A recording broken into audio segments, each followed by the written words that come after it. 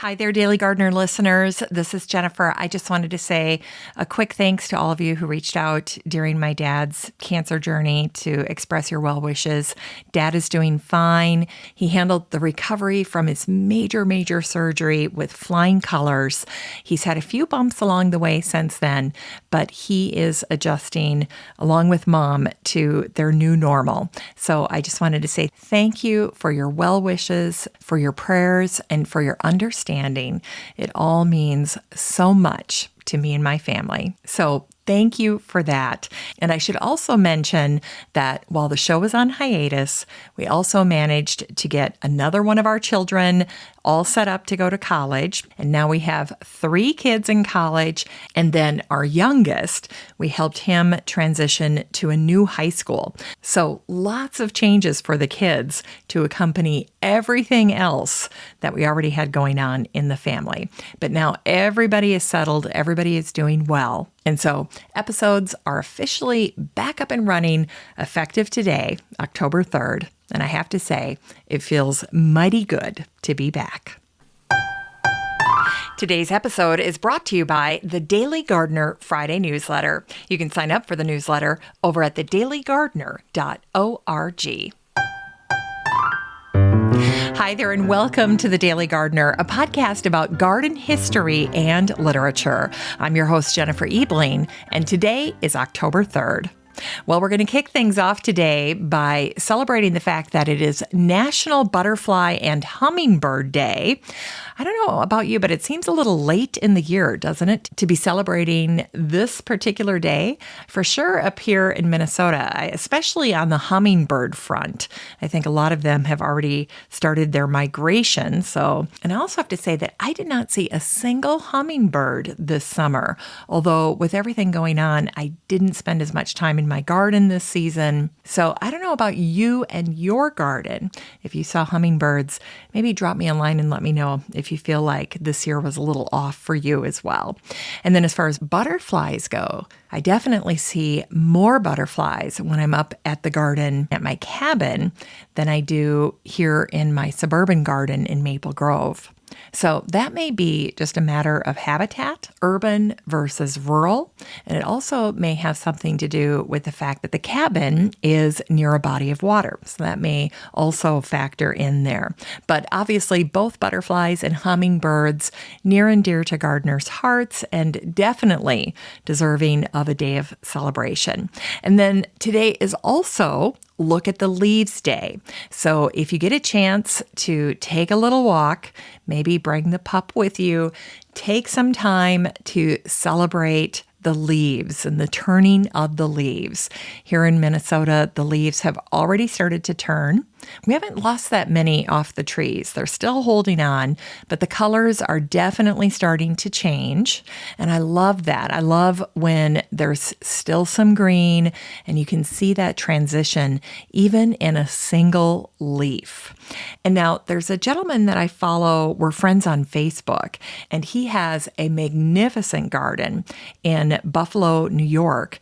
And what I saw him do this past week is he went out into the garden and he took cuttings of all the leaves from the plants in his garden, even the sedums, and he put them together in a beautiful arrangement and then took a picture of it and shared it on Facebook. And for those gardeners who feel like this time of year can be maybe a sad time, well, a picture like this can help change perspective, because the leaves are really taking center stage. And if you've done a good job of planning your garden, considering foliage first, really trying to have that year-round garden, well, then you should have plenty of color thanks to the foliage. And of course, if you're looking for blooms, you can always add some mums to your front porch. All right, let's get to some garden history. It was on this day, October 3rd, in 1877, that Otto Jennings, the former curator at the Carnegie Museum of Natural History, was born. In 1904, Otto started out as the custodian at the Carnegie Museum, and over the next 41 years, he held almost every position before becoming the director of the museum in 1945. Today, the Jennings Nature Reserve near Butler, Pennsylvania, is actually named for Otto Jennings. Otto worked to protect the 20-acre area because it was a natural habitat for a plant that he adored, the native blazing star, the Liatris spicata, and the Jennings Reserve was expressly established to make sure that the blazing star would have a place to spread and multiply. Now, the blazing star is a plant that is native to North America, and it's known by many other common names, including the gay feather or the prairie star. But my personal favorite is the blazing star. It's a midsummer bloomer, and it features majestic blooms that are either purple or white. It's a very lovely flower. And if you've never laid eyes on a blazing star in bloom, well, let me tell you, if you come across one in a garden tour, you're going to ask if you can bring home a little clump of it to your garden. It's very, very easy to grow and propagate. It's low maintenance, and it can be a little bit of a novelty to new gardeners. I know that it's a favorite of florists because it is an excellent cut flower, and the pollinators love them.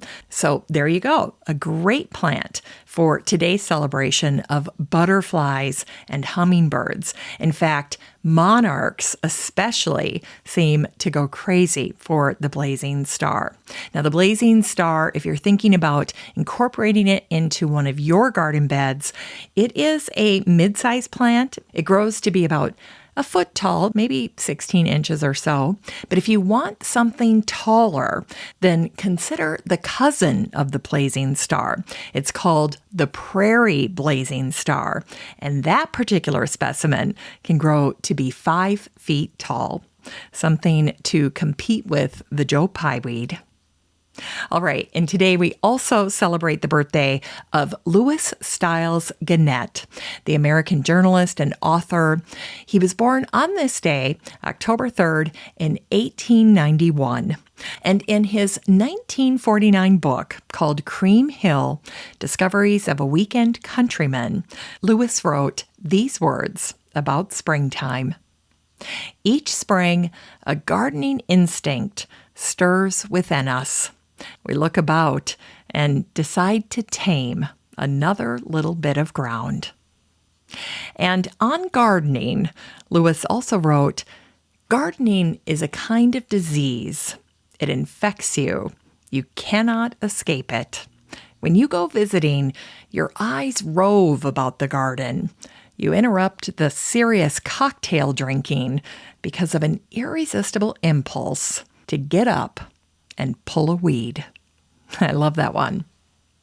All right, and today we also celebrate the birthday of Sergei Yesenin, the Russian lyric poet who was born on this day in 1895. One modern biographical account of Sergei's life simply said that his poems became the people's songs. Today, the Yesenin Monument graces a garden in the center of St. Petersburg. A likeness of Sergei is seated in a thoughtful pose, and the monument is made of solid white marble. Now, in Sergei's native language of Russian, there are words that are difficult to translate because there's no English equivalent. For instance, there's a word that translates to mushroom rain, and in Russian, a mushroom rain is a gentle, fragrant rain that wets the forest floor in a steady, lazy fashion. It's the kind of rain that is apparently perfect for mushroom cultivation. Now, in terms of his use of language, Sergei Yesenin was not averse to adding his own new words to the Russian lexicon. He once created a word to describe the way that sand ripples across the surface of the earth when blown by the wind. This is something that Sergei would have seen growing up along the banks of the Oka River near the birch forests in his hometown. In fact, Sergei's first poem was called The Birch Tree, and it was published in a children's magazine in January of 1914. This poem, Sergei Yesenin's The Birch Tree, is still taught in Russian schools. In Russia, birch trees are a powerful symbol, and Russian folklore held that planting birch trees around a village had the power to ward off cholera. And so birch trees can be found growing across the breadth and depth of Russia. In addition to the birch tree, Sergei wrote about the maple, the willow, the fir tree, the lime tree, the poplar, and the bird cherry. But I thought you'd enjoy hearing a little excerpt from that first poem that he wrote about the birch tree. Here's a little excerpt. Under my own window, white is birch's hue, snowy blanket shadow, silver patterned too, lazy dawn and wrinkles circling all around. Now its branches sprinkle and are newly silver-crowned. Well, from that poem, The Birch Tree, Sergei went on to write many lyrics that would become loved by the Russian people and by the world at large. In fact, one of his most famous sentiments is this quote, "In this world, you can search for everything except love and death. They find you when the time comes." So true. But I thought for today's show, in light of the fact that it is fall, I would try to find a good Sergei Yesenin quote for gardeners for this time of year. And so this is what I found. "All will pass like the smoke of white apple trees seized by the gold of autumn. I will no longer be young." The changing of the seasons. And today we also celebrate the birthday of Thomas Wolfe, the novelist. He was born on this day, October 3rd, in 1900. Thomas once wrote, "All things on earth point home in old October." And he also wrote that flowers grow in rioting glory. Well, Garden and Gun magazine once shared this little gem about Thomas Wolfe. Thomas Wolfe may have said, "You can't go home again, but I can. Just give me some vinegar and red pepper, and I'm there." Today, the Thomas Wolfe Memorial Garden in Chapel Hill is a living memorial to Thomas, who attended the University of North Carolina, and he remains one of their most famous alumni. And by the way, there is at Chapel Hill a wonderful sculpture of an angel in the Thomas Wolfe Memorial Garden. And there are some poignant words that are taken from Thomas's novel, Look Homeward, Angel, that are inscribed above the piece. And it reads, "Oh, lost and by the wind grieved, ghost, come back again." Thomas Wolfe once wrote, "Bewildered again before the unsearchable riddle. Out of death life, out of the coarse rank earth, a flower." It's time to grow that garden library with today's book, Successfully Grow and Garden Citrus Fruit Trees Using Pots and Containers by Madison Pierce. Long title, but great book. This book gets very high ratings on Amazon. It came out a year ago in May of 2021, and the subtitle is A Beginner's Guide to Selecting the Right Tree, Pots and Containers for Indoor and Outdoor, and also covers pests, diseases, and transplanting. So tons of information all about growing citrus in this book. Now, I have lots of friends up here in Minnesota that would never even dream of attempting to grow citrus indoors. And so I think that they would be absolutely floored to learn that it is possible if you know what you're doing and if you take the proper precautions. In fact, this is something that Madison acknowledges herself. She writes, "Many avid gardeners discover that growing fruit trees in the ground presents various difficult to overcome complexities. And so for this reason, the entire book focuses on how to effectively and successfully grow sturdy citrus fruit trees in pots and containers, which can produce a bountiful amount of fruit, which, if you're going to go to the trouble of giving this a try, you want to make sure to amp up your chances of success." Well, by now, you might be wondering, who is Madison Pierce? And she writes, "I am a devoted wife and mother, and to say that I am a fruit tree enthusiast would be an understatement. I live and breathe gardening." Yay, she's one of us. "And one of my main focus areas," she writes, "is fruit trees. And whenever someone sees and samples the fruit from my garden, they marvel at just how much effort must have gone into nurturing and growing them. And while I admit that a considerable amount of heart and soul has gone into my garden, I have got the basics down to a fine art. And first and foremost, it's all about getting to know what citrus trees like and what they dislike." And so with that, you are off to the races with Madison Pierce as your guide. Consider this book essentially a masterclass on growing citrus fruit trees in pots and containers. And it could be a fun little activity for you to attempt, especially if you're going to be moving your gardening indoors over the winter. It could be a fun little project for you. Something to think about. Well, you can get a copy of Successfully Grow and Garden Citrus Fruit Trees Using Pots and Containers by Madison Pierce and support the show using the Amazon link in today's show notes for around $18. Isn't that a great resource? All right, we end the show today with a little botanic spark that celebrates the birthday of Philippa Foote, the philosopher. And by the way, she was not only born on this day, October 3rd, in 1920, she also died on this day. She died on her birthday in 2010, a rare form of kismet.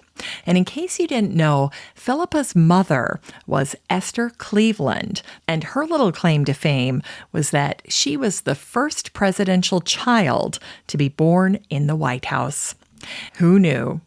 Well, Philippa grew up to be a respected philosopher, but she also understood that philosophy could be confusing.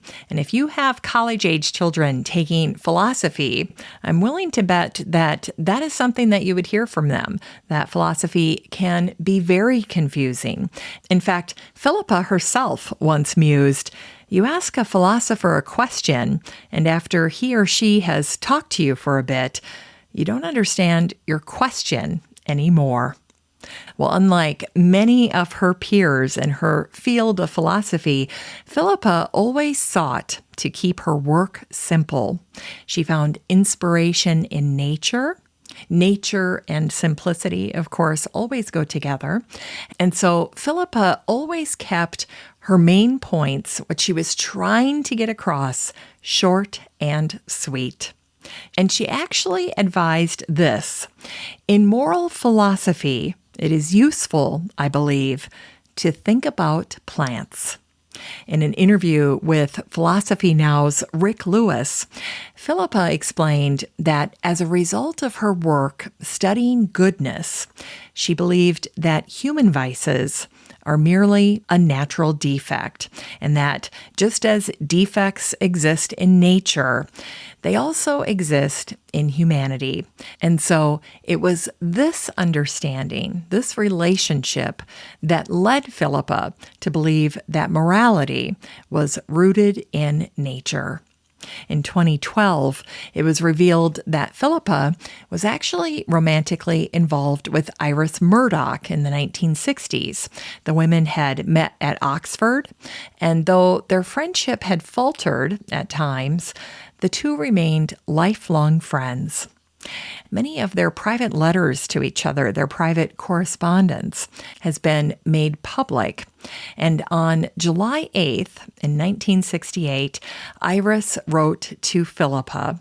She was staying at a friend's home in Inverness in Scotland, and she wrote a little bit about the garden there.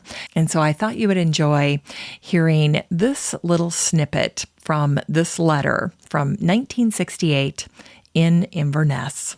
This is Iris Murdoch writing to Philippa Foote. I had forgotten the beauty of this place. The highlands are a vast rock garden. Hundreds of kinds of tiny things flower, and the variety of the woodland. It has no horrible Schwarzwald look. She obviously liked it much better than Germany's Black Forest. She writes, "Much walking has been done and a little swimming, but it's damn cold. Not a soul in many days of walking.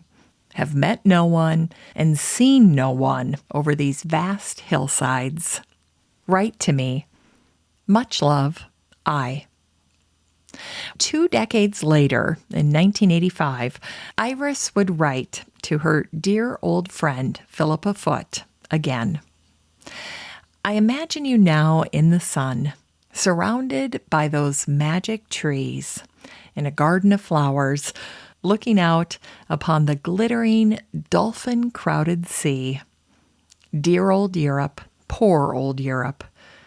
Dear old planet, poor old planet."